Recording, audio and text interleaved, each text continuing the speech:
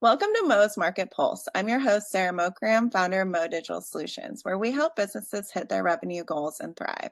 On this podcast, we talk with industry leaders about their business, market trends, growth strategies, and what's ahead. On today's episode, we are joined by Shawn Thornton, sales manager at Haverford Systems. So Shawn, thanks so much for joining us today. I'm really looking forward to diving into your journey and exploring what's happening at your company. Thanks so much, Sarah. Yeah, of course. I'm hoping we can start off just by letting the audience know a little bit more about you and the company. So could you share a bit about your personal journey? How did you first get into the world of AV integration and ultimately landing at Haverford? Yeah, absolutely. So I grew up in the Philadelphia suburbs in Westchester and went to James Madison University down in Virginia. My first job out of college was a technical recruiting job out of Reston, Virginia. So gave me the opportunity to get polished to the world, understand a little bit more about the professional environment, how things go. And then we decided to move back up to where I was originally from. And I joined a telecommunications outfit for 5 years where I really understood. Gained a lot of industry knowledge of as far as the construction process, project management, understanding how a building is put together, base level knowledge from telecommunications and such. I grew multiple accounts into multi-million-dollar accounts that kind of set the legacy trends moving forward. And then at the time, we were on the telecommunications side, and I did have some opportunities to partner up with a few audiovisual partners on a couple projects, one of them being First Trust Bank in Philadelphia. And through that partnership, got really good relationships with the sales manager at the time, a few of the project managers. And when I was looking for a new opportunity, it was just kind of perfect timing. I saw there was a posting online from Haverford, and I've been here ever since. It was a little bit challenging because I came on 7 days before COVID hits. It was a lot of question marks going on in the air, but thankfully, under the Haverford umbrella, which I can go into a little bit more, there's a conglomerate of multiple companies. So there's our side of Haverford Systems integration, which we obviously handle all the installation, design, full turnkey solution, but we do have an entirely other side of our business that is focused on camera brands as well as channel partners. So PTZ Optics and Huddle Cam HD are also a part of our company, as well as Stream Geeks. They are a streaming company that does live shows pretty consistently and kind of really gives us the ability to see the market from every tier, which I think is a really unique thing. So over the past 5 years, we've had a lot of success at building up our brand within the tri-state area and also having a lot of success with our larger corporate legacy accounts and working not only across the United States, but into Canada and other parts of North America. So as you know, with technology changing, it's extremely challenging, but we really focus on video conferencing. That's our bread and butter. We're seeing trends really trending into the ecosystem and the immersive experience that people are looking for as we're trying to get everybody back to the office, but it's never going to be the same. So we need to make sure that we what's the word I'm looking for? We perfect that immersive environment as much as possible in that hybrid environment. Right now, we're seeing a ton in digital signage as far as video walls, room scheduling, tying into all video systems within one building to where users can access the cloud and kind of plug and play as they need. So it's a lot of really cool things. Virtual reality is something that's coming up a lot. AI is something that's coming up a lot. So no day is ever the same. But we're very fortunate to be in the position that we're in. We're in a very thriving vertical and a very thriving market, and excited to see where the future takes us. Well, that's probably a very unique entry point into the company with COVID about to start, and then specializing in video conferencing is probably good timing there, right? Yes. And I had the unique opportunity at the time we had an e-commerce division. So for the first 3 months, nobody was really doing integration. So I was selling cameras and got to learn about our line of cameras. So I was kind of building up the responses, the typical tier one support, selling our cameras, selling solutions to a lot of nonprofits. Houses of worship was a huge thing during COVID as everybody was kind of scrambling to find proper PTZ cameras. And we had a great solution for them. So it was the perfect training. It was definitely crash course. It was trial by fire, but I've actually even recommended that to some of our newer account managers who maybe aren't as well versed in AV to start smaller with some of the commodity orders, because you need to crawl before you can run, obviously. For sure. And so Haverford's been around for quite a while. What would you say are the core values or principles that have allowed the company to really thrive and evolve? Yeah, absolutely. I think one thing about our company is that we are never complacent. We are constantly evolving. We are constantly shifting our initiative. We are not afraid to make changes. If we see an opportunity somewhere where we need to maybe pivot our marketing strategy, focus a lot more resources in certain areas, we have the ability to do that. We never want to be stuck in one solution to where it becomes outdated extremely quick. And I know everybody says this, but our service and our attention to detail, I can tell you from our client standpoint, that is the one thing that's consistent across the board. We have a very high standard. We have a very unique standard that we uphold on site within all of our integrations, installation. And that starts with myself being transparent about the type of solutions we can offer, how that matches the needs and the functions of the end users, and trying to match that as best as possible to the design and then the following project, but also the training, the service, the communication with on-site technicians. I can't even tell you how many emails I've gotten saying, hey, your guys have just been excellent. They've walked me through each step of the process. They've explained why they're doing this. And at the same time, they're real people. Right. And I'm in sales, right? So it's very easy to say that you can just go by, hey, they say this and then you respond this way, right? I do not like salesmen like that. I'm very big on relationships. I say all the time, I'm a sales guy, but I hate sales guys. I don't like to be sold. I like to have a conversation. And I think that's really where we thrive, because one big instance that I see from other companies, or at least here, is that there's a disconnect between the initial needs analysis and the final product. Like, hey, this isn't what we asked for. This isn't what we envisioned. So doing the work up front and having those transparent, down to earth conversations with the end user to help them understand as easily as possible, I really believe that goes a long way. Okay. And so I want to zoom out a bit now and talk about the broader industry that you're operating in. So the market has changed quite a lot over the years, especially since the pandemic. What are the biggest shifts that you're seeing in client demands or technology expectations right now? That's a great question. So when I first started, we were doing a lot of these open platform systems, or what I call just essentially we are setting up the display that's in the room as just a big computer. So the user can come in, use keyboard and mouse, log on, set up Zoom, do everything they need to do. We have gone way beyond that. So we are seeing, especially within boardrooms, C-level suites, speaker tracking is one huge demand. That's almost a default at this point. Along with that comes something called automatic preset camera recall, which is similar to speaker tracking, only it's essentially built around QSC and Crestron and these larger systems that set presets that activate with microphone signal. So if a person is sitting near a microphone and that microphone picks them up, there's a preset set on the camera to track where that audio is coming from. As well as, I know we mentioned digital signage.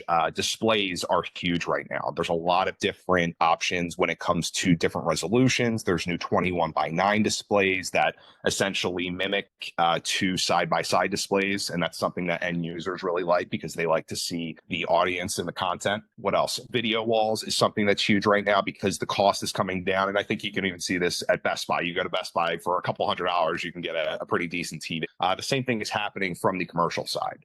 So with video walls, we're seeing a lot more of interactive walls. We've had certain requests from customers where they've replaced it a physical fish tank and they want a screen to mimic that fish tank. We're getting a lot of it's very cool. The virtual reality that ties into it. That's more of a software thing, but also 3D wayfinding and tied with the digital signage, the mapping. So we're seeing a lot of our customers, huge high-rise buildings, campuses with 15 to 16 buildings at a time. Perfect for those situations, similar to if you go to the King of Prussia Mall where you walk in and it says, you are here, and how do I get to this store? Right? When you get to one of these campuses, they've gotten to the point to where you could scan a mobile QR code and bring up a mobile app and it shows you exactly where you need to go.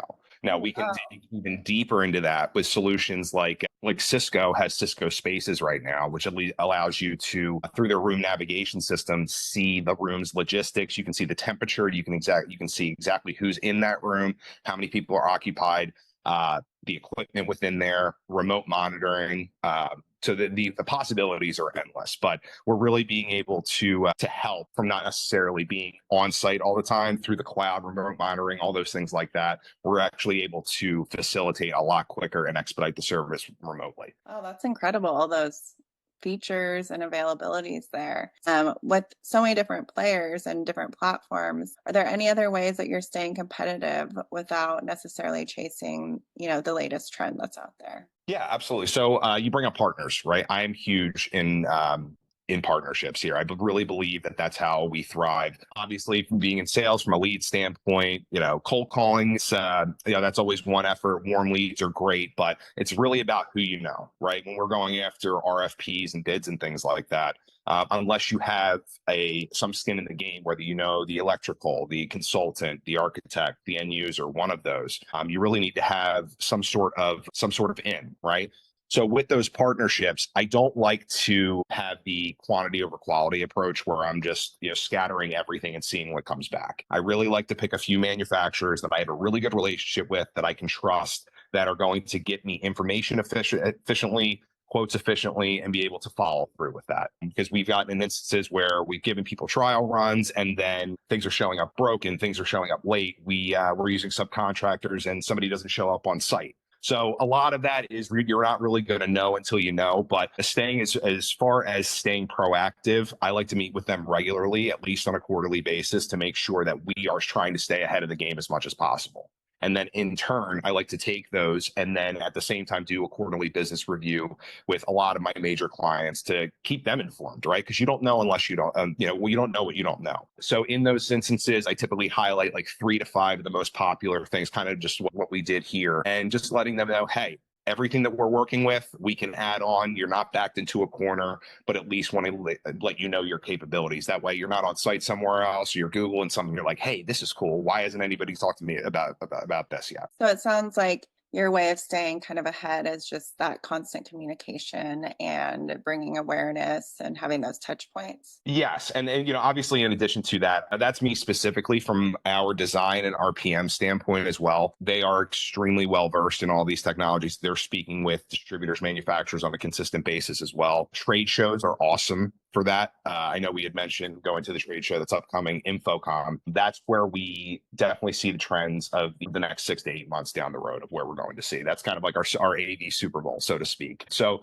with that being said, because it is so influential, what we're going to do this year is kind of do a mini trade show of our own. So we're going to take some of our local partners, some of our bigger manufacturers, those that will be at Infocom, show off some of the more similar technology here locally, and give the opportunity for possible new clients and our existing end users to come and see something without necessarily having to travel down to Orlando or Vegas. Right. And then are there any particular market segments, like healthcare, education, where you see untapped opportunity or a growing demand? So obviously the corporate is always going to be crucial. Right now, you kind of hit the nail right on the head. Education and healthcare are huge right now. Healthcare, as far as virtual nurse call, as far as digital doctoring, right? Bringing in a cart and being able to evaluate somebody without necessarily being in the room. That was something that was huge during COVID. From an education standpoint, I think education is so fun because there's so many possibilities, right? Even when I work with my education rep,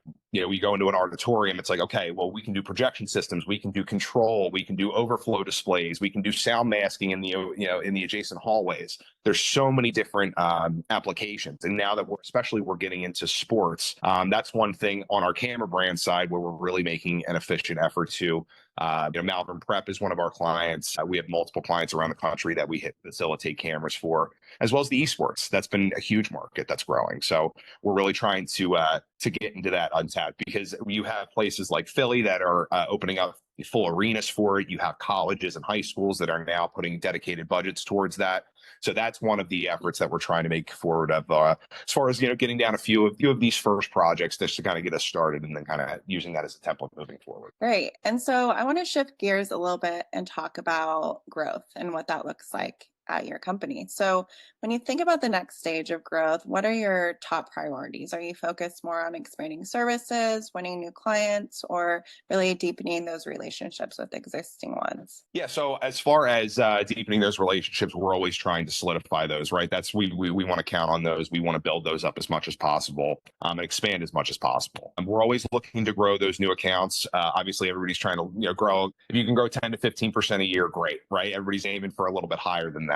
But from our standpoint, we want to really solidify that standard that we're talking about, right? We're getting busier. We are growing, and we're really starting to throw our hat in the ring with some of the bigger players. But with that is not growing too fast, right? Making sure that you have the right standards in place for when you do get to that point of the regular sizing, and then it's kind of streamlined from that standpoint. So that involves everywhere from adding additional designers, project managers, installers, kind of what I was alluding to before about having the flexibility and the creativity to create new positions. We're actually looking into something along the lines of that with a few of our current employees. So it's very exciting because we are growing at a very steady rate right now. I think within the last 3 to 4 years, we've grown tremendously from where we were the 5 years before that. So we're really at a point that we need to take advantage, especially from a local level. We don't want to get too big. We don't want to be one of those companies that uses subcontractors. We really want to be able to put our fingerprint on each one of these projects. So I think it's just to being able to, obviously getting the business, which we are doing and we're solidifying, but it's about taking care of the business as well and making sure that we have the right structure in place to do that. That's smart. And how are you currently generating demand? Are there specific channels or strategies that have been especially effective, or maybe some that haven't worked at all? I know you mentioned the trade shows, of course, but what are some other channels that you guys are using right now? Yeah. So as far as channels and marketing, that has been one major push, especially for the last year and a half, 2 years. We brought on a new marketing manager. And one thing that I really wanted to focus on was I'm a visual learner. That's kind of why I saw interest in speaking with you is because, I love podcasts. I love seeing people. I love meeting with people. So one thing that we started doing with some of our new case studies and our new unique projects is doing, 1 to 2 minute videos highlighting the project with myself on site, pictures, videos, and kind of just doing something unique, right? Because a lot of companies will post pictures about the install and things like that. But especially from the outside looking in, if you're not as technically savvy, you're kind of just looking at pictures of a site, right? You don't know what they did or how it works. So I think that's one unique niche that we're really finding right now, especially the last few months have been extremely successful with that. We have a new video that's releasing next week that I'm very excited about. And as you know, with podcasts, consistency or anything, right? As far as growing. So, we really have some great partnerships and some great projects that we've done. And it's just about highlighting those and having that conversation and making it work for both parties. And thankfully, we've had a lot of opportunities to do so. But my goal is North America is great. I really want to solidify the tri-state area. Do we have the ability to go everywhere? Of course. And will we? Yes. But right now we have a very unique time where people know us. Like you mentioned, we've been around since 87. We almost 40 years. We have a great name in this area. And now's the time to take advantage of it. Nice. And what's something that consistently frustrates you or slows down progress at Haverford? Is there something internally in the systems or hiring or customer behavior or something else? What's something that kind of constantly lingers with you? Yeah. So I think the overarching theme there is communication, right? For something that we do on a daily basis, communication can be so challenging. Right. And that's where I find that our biggest challenges internally and externally lie. Is externally, it's like we were talking about, adequately communicating to the client what their expectations are of the solution, right? Adequately explaining the budget, why the design was chosen, overcoming those hurdles. And then internally, whose responsibility is this? Why are we doing this? What is the best plan of action? Collaboration, right? I'm huge on collaboration. That's one thing that I think that we've been extremely successful at as when we get a project and do discovery and I bring all of that information back to my team, we have a really good simpatico as far as putting out proposals and talking about the project and really understanding not necessarily understanding, but finding that perfect balance between what we are recommending and what the client necessarily needs and finding that perfect balance. Now, is it going to be perfect? Some people you can't just you can't make happy, right? And unfortunately, that's just the way of the world. But just really being proactive as far as including the full scope of work within our proposals. One thing that I realized early on was that just including a bill of material is not enough. You really need to explain this is the solution and this is how it's expected to work. And then internally making sure that our design team and our project management team have all of the information that they need to properly put out the proposal. As far as what video conferencing solution are they using, the dimensions of the room, How are things mounted? Are there floor cores? Things like that, room above the ceiling. So there's a ton that goes into it, but that's why we really pride ourselves on being diligent and extra attention to detail when it comes to that communication. And have there been moments ever where you felt like the growth kind of hit a ceiling or plateaued? And what was going on at that time? Honestly, I don't. The only time I could probably think of was maybe after our first year after COVID, where there was just a ton of question marks, right? We had lost an additional account manager. Everything was kind of on me at the time. So that can be a little bit daunting, right? You can feel a little bit like Sisyphus rolling the rock up the hill. But at the same, there was some question marks like, hey, what is our plan moving forward? Are we going to divert this way? Are we going to trend this way? And thankfully, again, going back to the relationship with my design team and my upper management, we kind of just put it out on the table and we really put a growth plan together as far as what's going to work best for the company. What players do we need to put in place? I'm a huge sports guy, so I always compare it to either a football team or a baseball team. It's like, all right, well, we have the quarterback. We need the star player here. We need everything. It's about finding those pieces. So that's really the only time I can think of, because there were so many question marks in the air of whether integration was even going to keep moving forward, because we were only seeing 1% of what we had seen the year before. But thankfully, because of the support from the Camber brands and because of the consistent drive and the support from our upper management, we're able to cease the storm a little bit and come out on the other side. And now we're growing at a pace that we really haven't seen before. Well, it's great. I mean, it's great that you haven't had moments or too many moments where you've plateaued or haven't seen growth. No, and that's the thing. We've really, since I've been here, we've grown every year. Really have. And the only times that it feels like a plateau is maybe, and like I mentioned, turnover, if somebody leaves, maybe losing a piece of the team, right? Because we are more small to medium size. So when we do lose a member of the team, that hits us a little bit harder, right? But at the same time, on the reverse side, that's just one more person that has more skin in the game and more attention to detail on the project. We are all in it together, right? I'm obviously the sales manager, but when I pass the project off, it's not like I go away and never talk to the client again. We're all still involved. Service tickets, every piece of the puzzle are all tied into each response. So we really do attack it from every angle. And say if you were handed a blank check today, what's the first problem that you'd invest in solving, and why does that matter so much? That is a good question, Sarah. All right, so obviously, if we're going into an auditorium or a multi-purpose space, the biggest thing, in my opinion, is that everybody can see the information clearly and the screen's big enough, right? It's understanding the number one need of that room. If we go into a boardroom meeting and that C-level executive needs to come in and it needs to be the easiest plug and play system possible, he or she needs to hit one button and they're off and running, then awesome, let's do it. But one thing that my team loves and hates me for is that I say case by case on every instance, right? Every project is extremely unique, right? So my first line of defense always is, what is the number one thing from your standpoint? Is it video? Is it audio? Is it control? And usually it will be one of those three as far as what the user needs. But it's typically, I'm coming into a space where, hey, our CEO comes in here and he can't hear anybody at the other end, or he's a soft talker and nobody can hear him. So it's about alleviating like that number one pain point, because there's always where the video camera looks pixelated, or they're looking at Excel spreadsheets and the information isn't large enough. So those are I like to break every system down into display, audio, video, and control. Every possible system known to man has those four things that we're using. So it's really just about starting with those four levels and finding out what's the most important priority. I see how it could be case by case then for each. It is, right? It's every single because like sometimes I come in and then they're just like, we don't want to use anything on the table. Get all the wires off the table. We want everything in the ceiling. Get it all off. I'm like, okay, that's the number one priority here. We go into other instances, like I was mentioning, where we just want as big a screen as possible.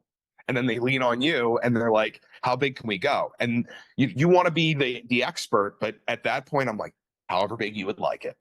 There's not much design at that point, right? It's like, hey, we can match anything. And we're going to give you the pros and cons and give you options. Everybody loves options, obviously. But it's really just about those four pillars, I like to call it, of every system, right? And that's what we do in site surveys. Like a part of my role is to do discovery and needs analysis. And that involves going on site, meeting with the client, taking pictures of the room, measurements, diagnostics, and at the same time, kind of doing a preliminary design, giving immediate recommendations on the site of, hey, this is what you're looking for. Okay, great. This would look great over here. And basically leaving site with like 88 to 85% of the design already done, unless it's super complicated. But yeah, so it's really just about pinpointing which area they're hurting most in. And where their priorities fall. Exactly. It's different for every single space. I still have some corporate accounts that just use audio. They don't want to be on video. And then I have others that have 6 cameras in the room and they are speaker tracking and all. It's case by case. So when you think about the next 12 months, what are the, 1 to 2 most important things or outcomes that you want to achieve at Haverford? Yeah. So I would like to grow our team by at least, I would say probably about 25%, because I think with the pipeline and the forecasting that we currently have for the next year, it looks great. It's just, as we were getting to, it's about getting the job done now. So and that goes everywhere from, superintendents on site to designers to sales engineers to whatever fits the mold. Obviously, there's a lot of question marks right now with the tariff situation. So I'm hoping that won't be an issue within the next 6 to 12 months. But you know what? In all fairness, our customers have been great with it because it's kind of just common knowledge, right? COVID was a little bit different because AV was so new and people necessarily weren't used to the pricing and there was a little bit of sticker shock. But in this instance, everybody kind of understands what's going. Everything's up in the air. We're hoping to overcome that. And I'm really excited to take the next step. I think next moving forward, as far as these systems, is kind of getting more into the ecosystem and the immersive experience. Like I come out of InfoComm or the trade show every single year with the buzzwords or what everybody's talking about. And last year it was ecosystem and immersive experience. And I feel like that's only going to be taken further this year because we were just getting started with it. So now we have all the tools. Now it's really how far can we go down the control rabbit hole? How much customization can we put into each environment? And what's capable, like you have companies like QSC that have these rooms that are fit out to where you can select, party mode. And again, the lights go off and there's smoke coming out. So it's about really, and so a challenge that it actually causes is that there's not a lot of crossover now, right? Between lighting, between all these other different players, right? So that's where it gets into the partnerships as well, about having partnerships not only with our distributors, manufacturers, end users, but also other contractors and consultants. Right. And I always like to end with an advice sort of question. So if you were advising someone starting a similar AV integration business today, what would be the one piece of advice you'd give them to ensure longevity and success? I would say care about your customers. And I know that's a very cliche thing to say, but we talk about this all the time internally. And it's just, we get so frustrated. Sometimes it'll be 6:30 at night. We're like, why don't people care? Right. And truthfully, we are all in it together. Right. And being another word that comes up is transparency. Right. Is about having that relationship, having that grounded professionalism, obviously, and walking that line, but being transparent of, hey, I understand you want this. This is going to work for you, and building that trust, right? So it comes in waves, right? It comes in, you need to care about your customers, and that involves being transparent towards your customers, but you need to be truthful and you need to be honest and have integrity. And that involves coming through with your clients, that everybody's going to make mistakes. It's about putting your hand up and saying, hey, that's on me. It's not going to happen again. Let's learn from it, and really going the extra mile. I'm one thing that my clients always say about me is that I'm always available, and much to the detriment of my wife. But that's the thing, because I truly do care. I want to make sure everybody is happy, is enjoying their experience, because that truthfully makes our lives easier and makes everybody else around us happier as well. That's really great advice. And for anyone who wants to learn more about Haverford or to reach out to you, can you share the best place? Yes, absolutely. So you can reach out to us at www.haverford.com or me directly at Shawn, SHAWN .Thornton, THORNTON at Haverford.com. Feel free to take a look at any of our existing case studies, breakdowns on our website, our LinkedIn page, where we are doing consistent marketing. We just did a marketing video for 9 Prime in Westchester, as well as the BOMA Real marketing event that was done in Philly last week. So a lot of exciting stuff. Great. Well, thank you everyone for tuning in to Mo's Market Pulse. If you enjoyed this episode, be sure to subscribe, leave us a comment, and join us again to hear more insights from leaders coming up on future episodes. And thank you, Shawn, for taking some time with us today.